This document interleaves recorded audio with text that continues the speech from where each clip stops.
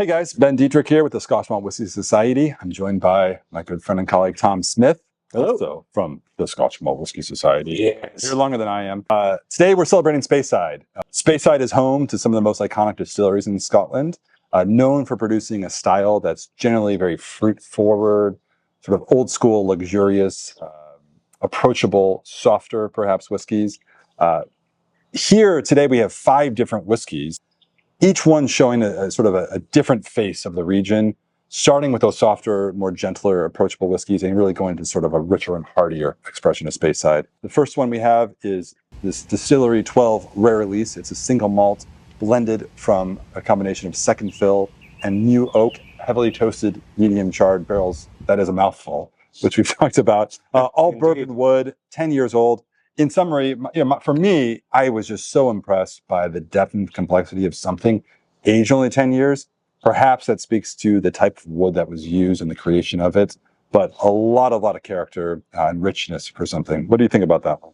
Absolutely. There is the spiciness that's derived from the barrels that are used for this maturation, but there's also the inherent distillery character that's coming through, a pronounced nuttiness, a lot of confection. Yeah. And all of these elements are working together for each of these whiskeys. You have that balance of distillate and barrel maturation that come through in your glass. And we'll discuss a bit about these, each of these as we go along. Yeah, moving on, the next one we have the Distillery 39 Rare Release. This is called Cross Atlantic Destinations, also from the spicy and sweet flavor profile. This one is off the wall. I think the most, on paper I should say at least, to start, one of the more creative whiskeys we've seen. It's the combination of first fill bourbon cask, refill bourbon cask, Oloroso sherry hogsheads, and PX, or Pedro Jimenez sherry hogsheads. 4 different cask types, all aging spirit from Distillery 39 for 15 years. Well, you have this beautiful floral, fairly light and delicate distillate coming off the stills, but then you're putting it in all these different casks. And what you get at the end of the day is a supremely complex and very, very well balanced expression. There is a lot going on here. I'd have to say that the barrels come through, the casks come through a bit more heavily than the distillate on this one. That's not a bad thing. I mean, this is beautiful, beautiful whiskey. And while the nose is a bit more intense, the palate is just lovely and really integrated. So what about Distillery 85? Distillery 85 Rare Release. This is called Freeform Jazz. We were talking earlier about our favorite jazz musicians. We both concluded we know very little about jazz, though we do pretend to know something. We're still students of the medium. Yes, we both are dressed alike, and we also have equally limited knowledge of jazz. However, we do know whiskey, and I got to tell you, man, this one was amazing. Also in the spicy and sweet flavor profile for 15 years. This one in one type of wood, Spanish oak Oloroso sherry hogsheads, a combination for this blend of both refill and first fill. Anyway, that's a mouthful, but really just you can tell right away, and even in the glass, let me get the right one here. This is, I think, a very, very classical representation of Speyside. Being the Spanish oak, you get the dryness, the nuttiness. There is more of like a spicy characteristic that reminds me of more of a wintertime dram. And I just felt that this is, again, a spicy and sweet whiskey. Sort of has one foot in the deep, rich, and dried fruits, just because the cask presence is so prominent. And the flavors, I think, evokes more of the sherry. I would agree with that. And I think this particular rare release is a masterclass in Spanish oak Oloroso maturation and the flavors that come out.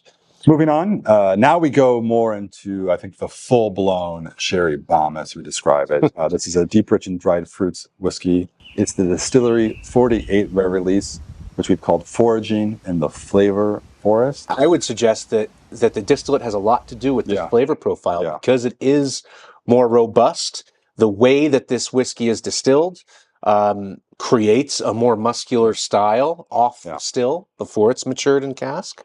So it gives a really nice balance of muscularity and of sweetness from the Pedro Jimenez. This is more on the drier side, which I really appreciate, something different. Not quite as dry as like an Oloroso sherry, but it is dialed back a little bit, which I just think makes, at the end of the day, a more balanced profile. It's all about balance. Yeah. With each of these whiskeys, it's about balance. It's about complexity. It's about going beyond the single cask in a way and showing what's possible when you take a few casks and put them together in a thoughtful way. All right. And to round out the Speyside Collection 2024, we have something very, very special, which we haven't, frankly, seen before from the Scotch Malt Whisky Society, which is a 30-year-old blended malt whiskey, all made up of Speyside spirits, called the Writing Bureau. The first 4 that we just tasted and introduced are all essentially single malts, a blend of different casks of spirit, of which all originated from the same distillery. This is a true blended malt, meaning it is made up of casks from various distilleries, all within Speyside. It's just so expressive. Yeah. You know, there are certain elements of our notion of a classic Speyside whiskey, and that's fruity and that's floral and that's, you know, kind of honeyed sort of texture, typically from American oak like we have here.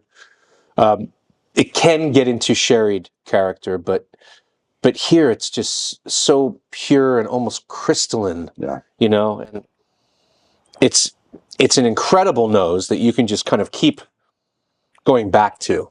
But I'm going to take a sip.